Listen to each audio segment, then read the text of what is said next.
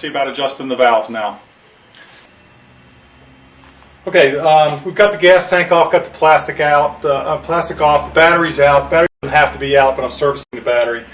So the next thing I'm going to do is pull spark plugs out, since when you adjust the valves it's usually at the 6,000 mile maintenance when you should be replacing the spark plugs anyway. You must remove at least one spark plug in order to turn the motor over so you can get it to the right place to adjust the valves. Okay, having stripped the bike down some, we're going to take the valve cover off. You can just loosen these a little bit and then you can take them off with a open end wrench or box wrench, or sometimes your fingers. See, once you get them loose, you can do it by hand.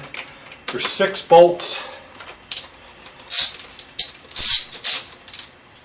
Okay, so now I've got all 6 bolts loose. I'm going to pull the valve cover off.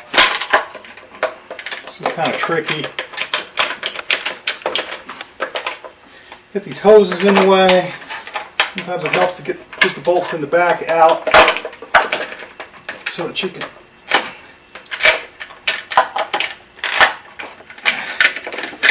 get the valve cover out of your way. Now, some people remove the valve cover completely. I just kind of let it hang out of the way. Okay. Okay, now. Okay. So this is a 22 millimeter wrench. Goes right on here, and all you got to do is knock it loose. And this is the chain tensioner. So what we're going to do is remove the chain tensioner, the bolt that holds the chain tensioner, and then kind of push on that with your finger, or you can pull on the cam chain and it pops out, and there is the actual chain tensioner. The flat side goes in and there's a piece of plastic in there that this thing pushes up against the chain, but you can see how the cam chain now has some slop in it. Okay, so this bolt is the cover bolt for where the crank stop bolt goes. So we've got to get this thing out.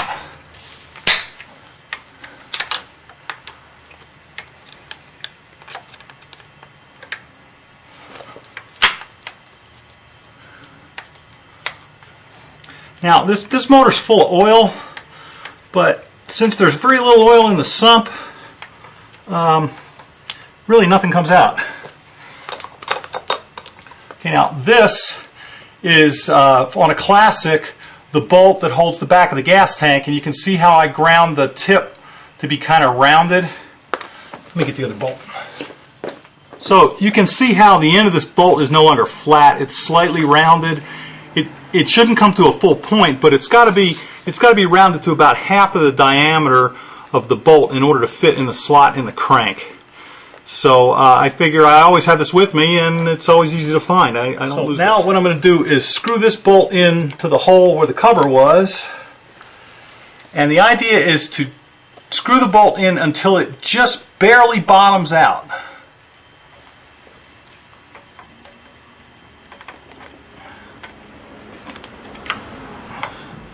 Okay, now when the bolt bottoms out, you want to back it off a little bit, because bring the camera up here. Yes. Okay. So you can see that there's a little line in the cam wheel here, and another one here, and there's one in the cam wheel here, and another one here. Now these lines need to be in as close as they can be in alignment to this surface here. Can you see the cam lobe here? Yes. Okay, the cam lobe is pointed up, and this cam lobe, when we rotate the engine around a little bit more, will also be pointed up. You can see how when these lines are all parallel, the cam lobes will either be up or they won't. If they're not up, then the engine is not at the right place to valve adjustment. Started. Okay, so at this point I put it in second gear, and I've got a wrench on the crank stop bolt, and I back it out a little bit. And if you look at the cam wheels, you can see those lines coming around. And every time I move it a little bit, I take the crank stop bolt. Aha! Now suddenly the wrench turned a turn and a half, and the crank is now locked. Okay, you don't want to really torque this down; you just want to snug it in there. So now the crank is locked, and no matter what I do with the rear wheel, the cams aren't moving. So now the motor's locked and we can start to check the valves. Okay, we've moved the camera to the other side of the bike. Now, I don't know if you can see this or not, but I've got two feeler gauges out. For the Classic, it's 4 thousandths and 6 thousandths. 4 thousandths, the tighter one's for the intake, and the bigger one, I'm sorry, both valves are the same. There's a minimum clearance and a maximum clearance, so it's a go, no-go test. So what I want to do is I want to make sure that the 4 thousandths goes in all the valve between the cam and the shim, and that the 6 thousandth does not. So here we go. Okay, now this is pretty tight, and I think this one's too tight. I can't really get the shim in there, so we're going to have to do the right front intake. So this was 4,000. This is the 4,000th. Okay. So now we're going to do the other exhaust. You can see how there's a slot here. Can you see the slot? Yep. Okay. It's a slot that the shim would go in. Okay. I'm pushing on this shim, and I really can't slip it in there, so both my exhaust valves are too tight. Okay, now I'm going to check intake valve. Okay, 4,000th goes easily, and the 6,000th doesn't go. So that intake valve is good. I'll check the other one through the slot. It's better if I come around there. Go through the slot.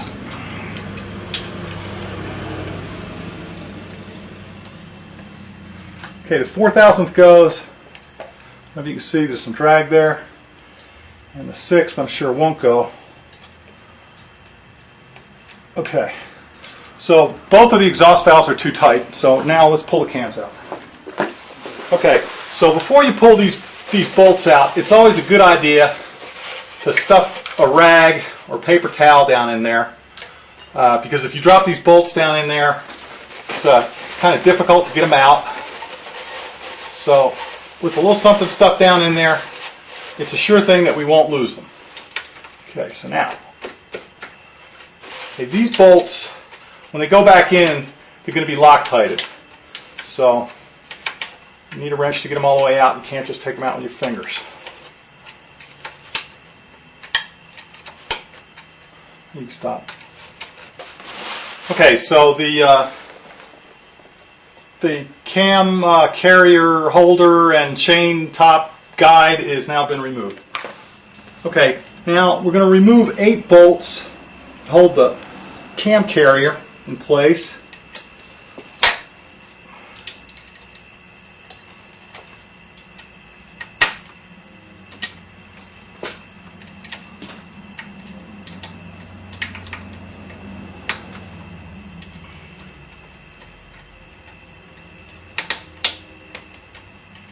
I like to crack them all loose first, about a quarter turn or so, before actually removing any of them. I don't know that it makes that much difference, but it makes me happy.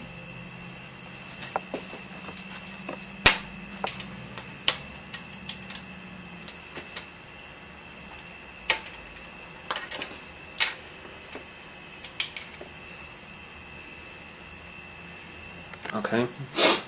Okay, now I've got all the bolts loose, but before I remove the cam carriers, I'm going to take a little tie wrap.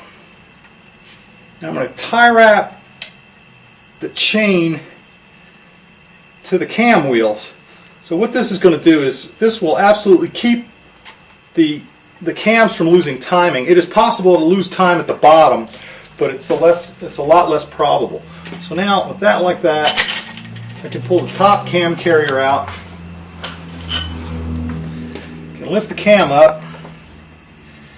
Lift the other cam up.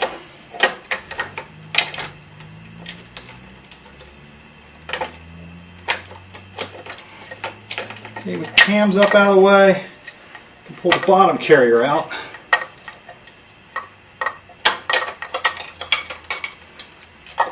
Okay.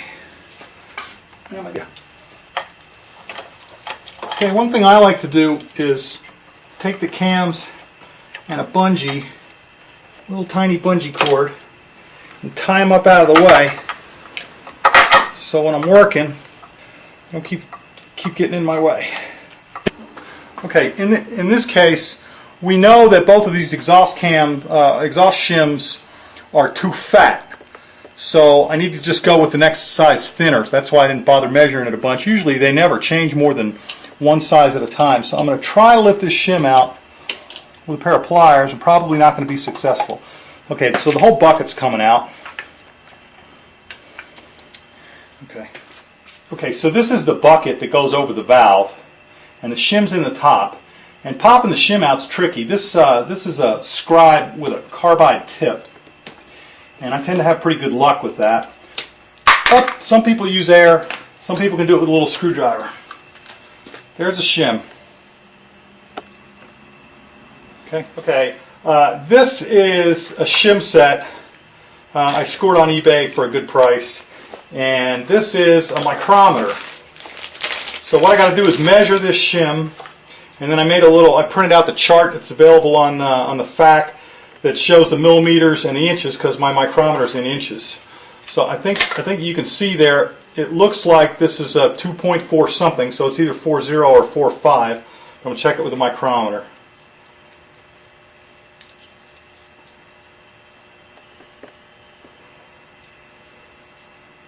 Okay, so we measured 0.0962, so if you look here, 0.0965 is 245, and since this thing looks like it has a 4 on it, it looks like 2.4, we're going to go with a 2.40 shim. So I go to my shim box, and it's 3 down, and pick out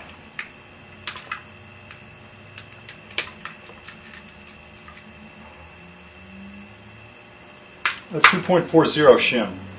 Okay, now that's a used shim, and it really doesn't matter which side goes where, but since this one's used, I'm going to put the side with the ink on it back on top of the bucket.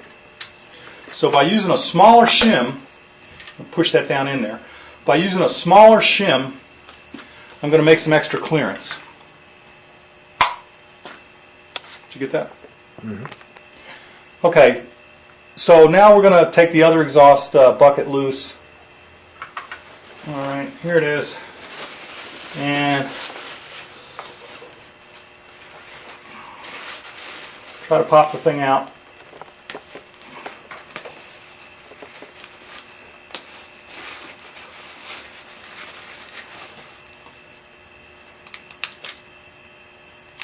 I think sometimes this one. Hey, I've also had good luck with this tool. You can see how the shim is moving. There we go. Alright, so got that out. Okay, so we measured this shim, and this one was a 240. So if I didn't have this big box of shims, what I could have done was taken the shim out of the left side exhaust valve and put it in the right side exhaust valve, and then all I got to do is buy one shim. But since I got the big box, I do it the easy way. Okay, so now we've got the buckets back in with the new shims in them, and what we're going to do is lift up the cams, put the bottom cam carrier back in, and you'll notice that there were pins there, if you look carefully before I stuck it in there. Okay, you want to push that down so it gets seated, and then we're going to set the cams back in their little depressions.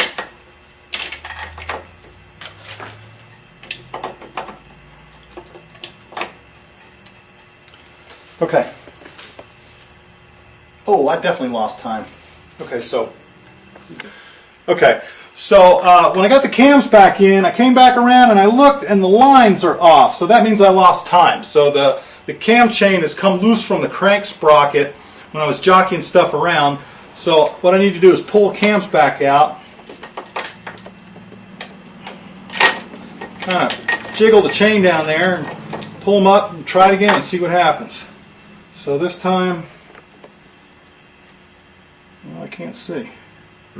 Not quite. I went the wrong way. Alright, so we're going to go the other way.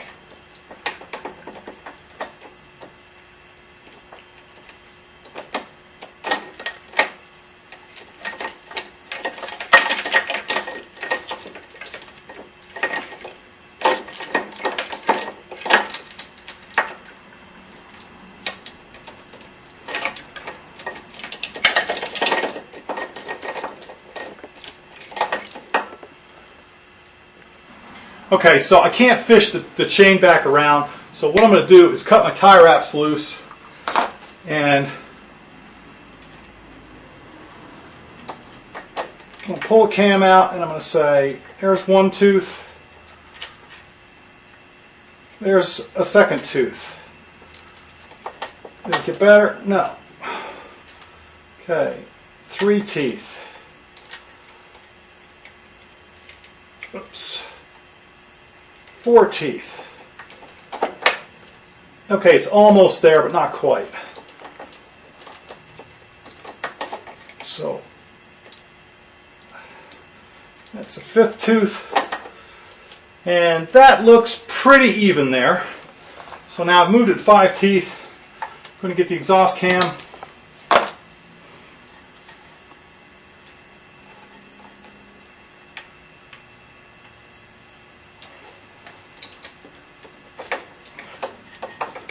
Okay. 1, 2,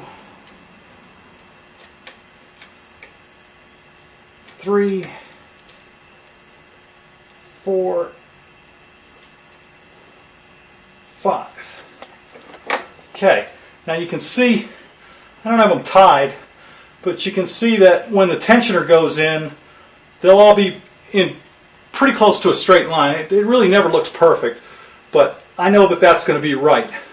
So now I'm going to put the top cam carrier top in there.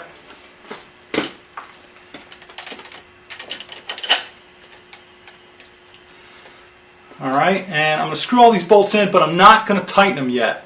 Because the thing is, the deal that goes on the end is what pulls the cam carriers into alignment. So I'm going to tighten up these bolts till they're just barely snug, and then I'm going to put the side deal on, and that pulls everything into alignment, and then I tighten the top ones back up. Okay. Okay, so I'm going to put the cam block back in. I'm going to put drop a Loctite on the bolts here, and blue Loctite. I did shake it first. My rags have been removed, and that's poor shop practice, but do what I do, not what I say.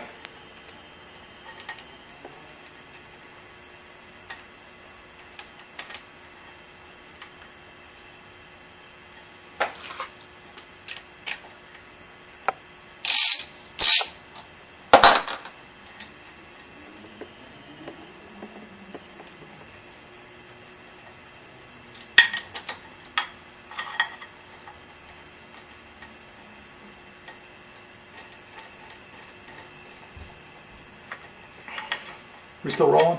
Mm-hmm. Okay. These are supposed to be torqued to something. I don't know. I do a lot of stuff by feel. Just kind of snug them up. You got to remember it's a steel bolt and it's going into aluminum, so you don't want to strip it, or you bought yourself a lot of problems. So, okay. Got those guys tightened up, and now I'm going to put the chain tensioner back in.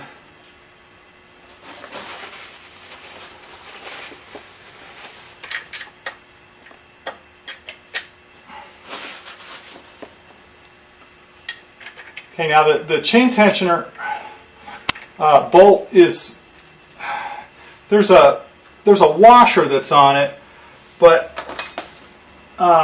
what I do is I just put the thing in there and screw it in. We've got to turn the motor over at least 1 full turn before we verify the valve adjustment, because what happens is some oil gets under the new shims and keeps them lifted up, and you get false readings unless you turn the motor over at least once. So what I do is I just put this in here, turn the motor over, check it again, then I'm going to take that back out and put some sealant on it. Okay, but before we do that, we got to tighten up the top ones. So there's 8 bolts on the top, and I'm going to snug them all. Again, I'm sure there's some torque spec on this, but I'm going to make them all just kind of snug, and then I'm going to go around and tighten them until I think they feel right. Okay, so what I got to do in order to turn it over is loosen the crank stop bolt. So I'm going to loosen the crank stop bolt up a bunch of turns. Okay, so I'm looking at the cam,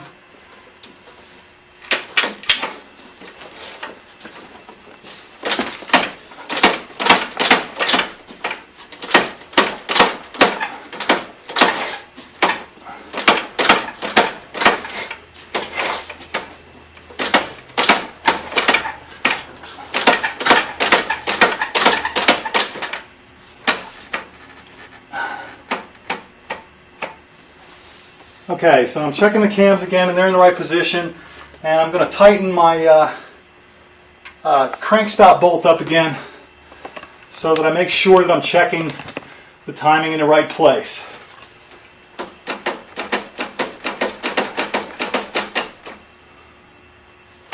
Okay, so now I got another turn and a half or so on my crank stop bolt, and I know that, okay, it's locked in place. Let me get my feeler gauges and check again. Okay, so we checked them again after rotating the engine around and everything's good. Now, what I like to do is wipe this mating surface off all the way around. And the thing is, there's a couple of pockets in the head where oil resides. So what I like to do is not change this $16 gasket every time, but just inspect it. And if you look at the edge of this gasket, you can see that the lip is still pretty good. It's not completely flattened out or anything. So I dip my finger in the oil reservoir there and get some of that almost clean oil and rub it all around this mating surface. Let's just stop it. Okay, so now we're going to put the valve cover back on. It's kind of tricky. Okay, and when you get it on there, what you want to do is look and make sure that the gasket hasn't popped out anywhere. And then you take your these things. Now you don't have to replace these every time. They're kind of expensive too. I've been using the same ones. I got 42,000 miles on this bike. Never changed them. So what you want to do with these is get them all in there, and you can see how the valve cover slops around. So you want to get them all in sort of finger tight before you start to tighten anything down. Okay, so I got all the screws back in, and before I tighten anything up, I want to wiggle this around with all the screws just in there slightly snugged, and make sure, looking at the gasket around the edge, that it's sticking out everywhere. And then I'm going to torque it using my calibrated torque wrench to the proper torque value, which is to say, just make it kind of snug. Okay, so after I got the valves all adjusted and got this thing buttoned up, I pulled this back out and I just put a little bit of black silicone seal, and you can use any color you want, just a little bit on the threads, and then snugged it. It's a big wrench, so it doesn't need to be real snug. It has a crush, it has a flat washer on there, and so I've never changed it, and it's not going to leak. It's going to be fine. The other thing that we need to do is remove the crank stop bolt completely and reinsert the plug. Okay, there's the crank stop bolt. This is the plug. Now, in theory, you ought to change this copper washer, but again, I've been using the same one for about 40,000 miles, so I'm not going to worry about it. If it ever leaks, which I don't think it will, I'll get another copper washer. Oh, I like these ball tip wrenches. You can't use them to break stuff loose or tighten it completely up, but you can screw it in from a bad angle, which is great when you're doing stuff like around the brake pedal, or around the brake pedal on the other side when you're taking the counter shaft cover off, or when you're working around your shift lever. Okay, so that's in there.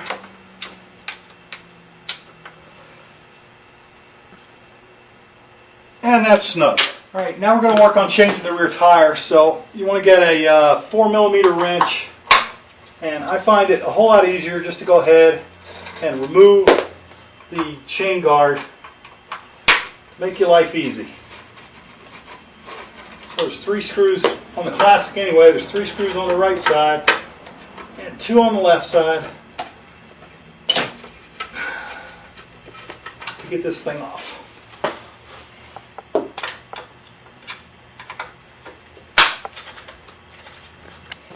Okay, so with the chain guard removed, take the wrench in your toolkit, and you can kind of back that out a little bit to get some more torque. Get that on there, and you loosen it up a bit. And when the bolt starts to spin, take the other wrench and you put it on the other side,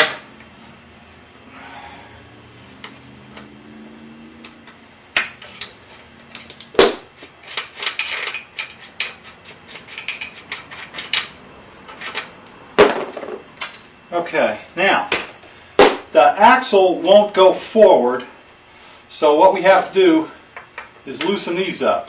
So half 1, half 2, half 3, half 4, half 5, half 6, half 7, half 8, half 9, half 10. We'll do the same on the other side. 2, half 3, half 4, half 5, half 6, half 7, half 8, half 9, half 10. Okay, now. Okay, so now the axle's fully forward. However, before we take the chain off, since we are going to change the countershaft sprocket, we want to break the nut loose on the countershaft. Okay, to remove the countershaft on a bike after 96, so 97 and later, they have this nut, and this takes a 30 millimeter socket, so it helps to have a 30 millimeter socket and a breaker bar, because sometimes this isn't easy. Then there's this washer, there's this bent tab washer, so what we got to do is get these tabs back flat using a precision tool.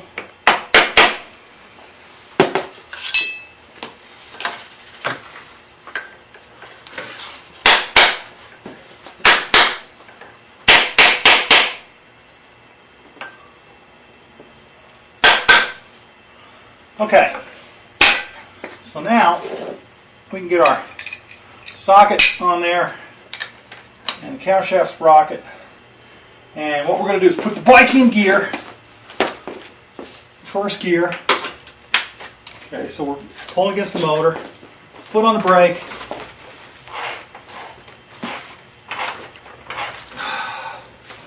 Okay, try pulling.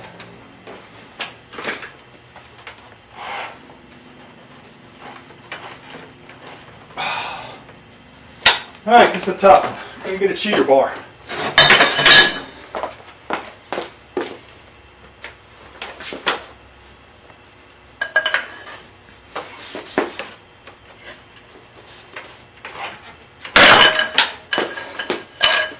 Okay.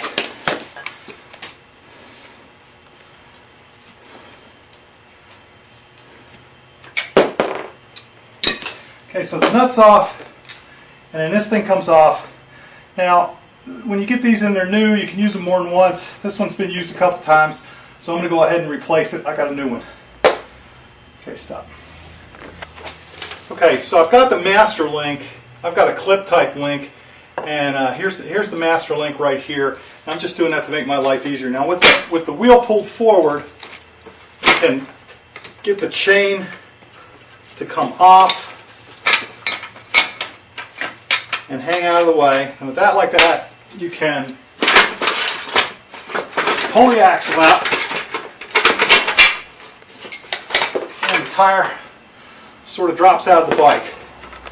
Now, this is the sprocket carrier, and that's the rubber donut. The GS's and the Dakars use a different one. The classics have a one-piece one, and so we're going to look at the sprocket. Look at sprocket. We're going to take the rear sprocket off, look at it, and replace it. Like this is from a classic. I think the one for the later models looks different, but you can see that there's these nylock nuts on the back, and then bolts go in from the front. And this is a sprocket specialist sprocket that I used the last time. So first thing I'm going to do is loosen up the bolts.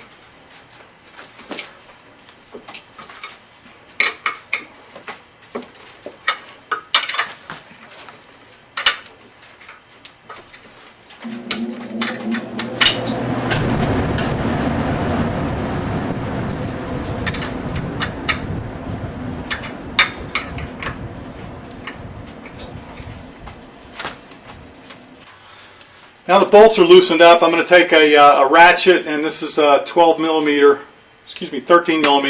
and I'm just going to go ahead and remove the bolts.